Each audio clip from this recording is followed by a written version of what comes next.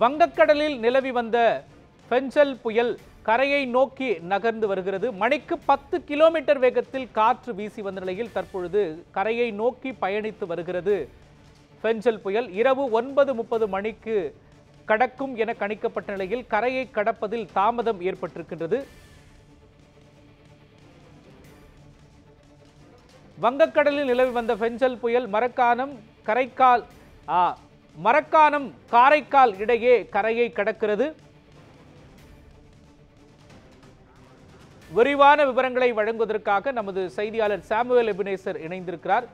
Samuel Ebenezer, தற்பொழுது அதன் மையப்பகுதி கரையை கடக்க தொடங்கியிருக்கிறது. தற்போதைய விரிவான விவரங்கள், அந்த தகவல்களை நீங்க பதிவு பண்ணலாம். ஏன் இவ்வளோ தாமதமாகுது?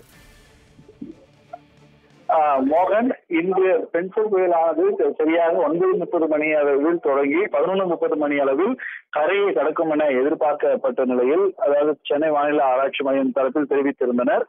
இந்த நிலையில இந்த புயலானது மணிக்கு 10 கிலோமீட்டர் வேகத்தில் கரையை கடக்கும் என எதிர்பார்க்கப்பட்டது. ஆனால் இது நேரமாக அதாவது வேகத்தை குறைத்தும் வேகத்தை அதிகரித்தும் இந்த புயலானது மாறி மாறி தனது தன்மையை காட்டி வருகிறது.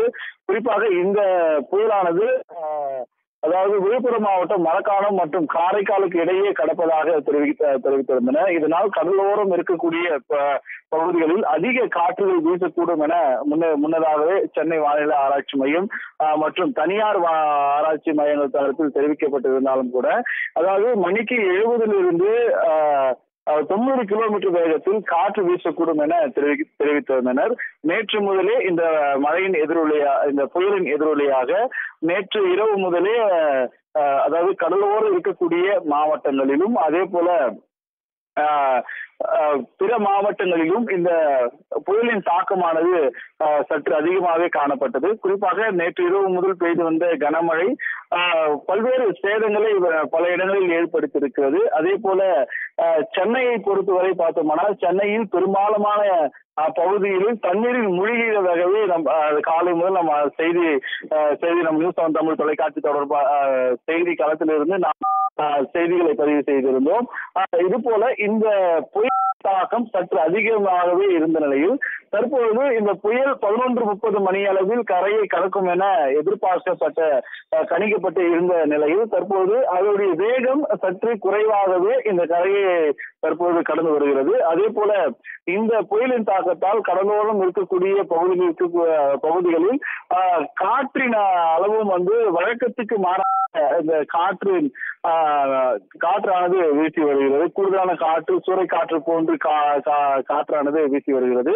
அதே போல இந்த பகுதியில் பார்த்தோம்னால் மணல் சூழ்ந்து அங்க இருக்கக்கூடிய பகுதிகளிலும் இந்த காற்றின் தன்மையும் மாறி மாறி வீசி வருகிறது நம்மால் பார்க்க முடிகிறது. அது மட்டுமல்லாமல் இந்த கரையோரம் வசித்து வரக்கூடிய பொதுமக்களை தமிழக அரசு சார்பாக அவர்களை அப்புறப்படுத்தி நிவாரண முகாம்களிலும் தங்க வைத்திருந்தனர். அவர்களுக்கு தேவையான அடிப்படை உபகரணங்களையும் தமிழக அரசு சார்பாக செய்யப்பட்டு வந்தது. அது மட்டுமல்லாமல் காலை முதல் தமிழக முதல்வர் மு க ஸ்டாலின் அவர்கள் சென்னையில் இருக்கக்கூடிய கட்டுப்பாட்டு அறையிலிருந்து அனைத்து மாவட்ட ஆட்சியரிடமும் மாவட்டத்தில் எடுக்கப்பட்டிருக்கக்கூடிய முன்னெச்சரிக்கை நடவடிக்கைகள் மற்றும் பொதுமக்களுக்கு தேவையான அடிப்படை வசதிகள் முழுமையாக கொண்டு செல்கிறதா என்ற கோணத்திலும் தமிழக முதல்வரும் தனது ஆய்வையானது மேற்கொண்டிருந்தார். அதைத் தொடர்ந்து பிற்பகல் துணை முதல்வர் உதயநிதி ஸ்டாலின் அவர்களும் நேரடியாக பாதிக்கப்பட்ட பகுதிகளுக்கு நேரில் சென்று அவர்கள் களப்பணியிலும் அவர்கள் தொடர்ந்து ஈடுபட்டு வருகின்றனர். அதே போல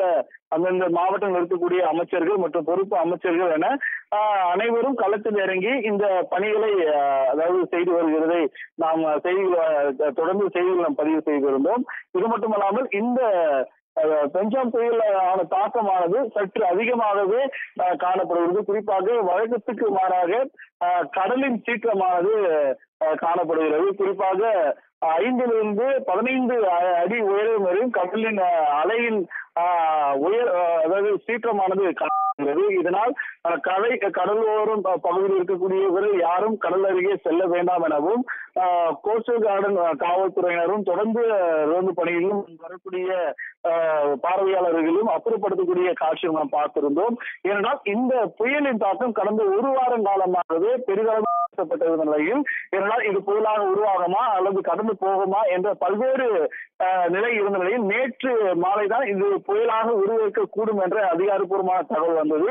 அதன் பிற்பாடுதான் அந்த புயலாக வலுவெடுத்ததை தொடர்ந்து தமிழகத்தில் பல்வேறு மாவட்டங்களில் கடலோடு இருக்கக்கூடிய அதாவது சென்னை, செங்கல்பட்டு, காஞ்சிபுரம், திருவள்ளூர் மற்றும் விழுப்புரம், புதுச்சேரி, நாகப்பட்டினம் உள்ளிட்ட பகுதிகளில் எல்லாம் பார்த்தோம்னால் தொடர்ந்து இந்த மழையின் அளவானது அதிக அளவு பெய்து வந்ததை நம்மளால் பார்க்க முடிகிறது. இதனால் அந்தந்த பகுதிகளில் சேதங்களும் அதிக அளவில் இருந்தது.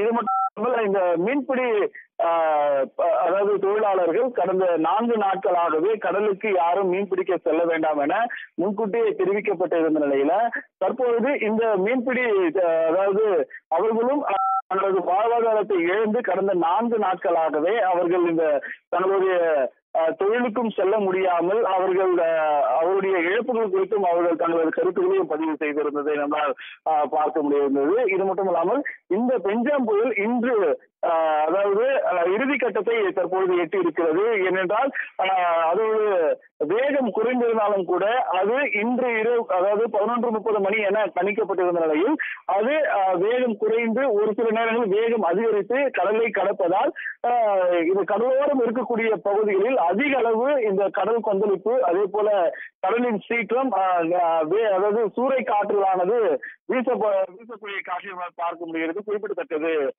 மோகன்.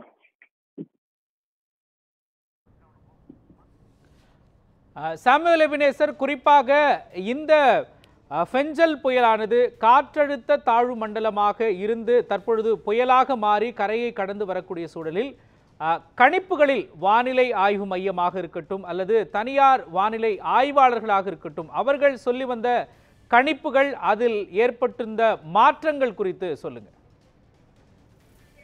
குறிப்பாக இந்த வங்கக்கடலில் உருவாகியிருந்த குறைந்த காற்றழுத்த தாழ்வு பகுதியாக இருந்தது தற்பொழுது புயலாக வலுவெடுத்தது தொடர்பாக அதாவது சென்னை அதாவது வானிலை ஆராய்ச்சி மையமும் சரி அதே போல தனியார் ஆராய்ச்சி நிறுவனங்கள் மற்றும் தனியார் நிறுவனங்கள் சார்ந்தவர்களும் சரி இந்த புயலுக்கு அடுத்ததான முன்னெச்சரிக்கைகளை அதாவது முன்கூட்டியே தெரிவித்து வருகின்றனர். அதாவது மழை பெய்யும் என எதிர்பார்க்கப்பட்ட நாட்களில் மழைகளானது பெய்யாமல் அதாவது கடந்து போனதையும் கடந்த ஒரு வார காலமாகவே இந்த புயலை சரியாக கணிக்க முடியாத சூழ்நிலையும் ஏற்பட்டது. ஏனென்றால் இந்த புயலின் தன்மை எவ்வாறு இருக்கும் என்பது தெரியாமல் ஏனென்றால் இந்த புயலானது நேற்று பிற்பகல் தான் வலுவா அதாவது குறைந்த காற்றழுத்த தாழ்வு மண்டலமானது புயலாக வலுவெடுத்திருந்தது. ஆகவே கடந்த ஒரு வாரமாகவே இந்த புயலின் தாக்கமானது சென்னை அதாவது விழுப்புரம், புதுச்சேரி உள்ளிட்ட பகுதிகளில் மழை ஆனது தொடர்ச்சியாக பெய்து வந்திருந்த நிலையில நேற்று மாலைக்கு பிற்பாடுதான் இந்த சென்னை சுற்றி இருக்கக்கூடிய பகுதியில் ஒரு சில இடங்களில் கனமழை ஒரு சில இடங்களில் அதி கனமழை பெய்து பாதிப்புக்கு உள்ளாக்கியதை கூட நம்மளால் பதிவு செய்ய முடியுது. ஆனால் இந்த கணிப்புகள் எல்லாம் அதாவது தனியார் நிறுவனமாகட்டும் சென்னை ஆராய்ச்சி வானிலை ஆராய்ச்சி மையம் ஆகட்டும் இவர்கள் கணிப்பிருந்த அதாவது கணிப்புகள் எல்லாம் தற்பொழுதுதான் அது ஒவ்வொன்றாக நம்மளால் உணர முடிகிறது. அதே போல புயலின் அளவு தற்பொழுதுதான் பதிவாகி வருவதை நம்மளால் பார்க்க முடிகிறது மோகன்.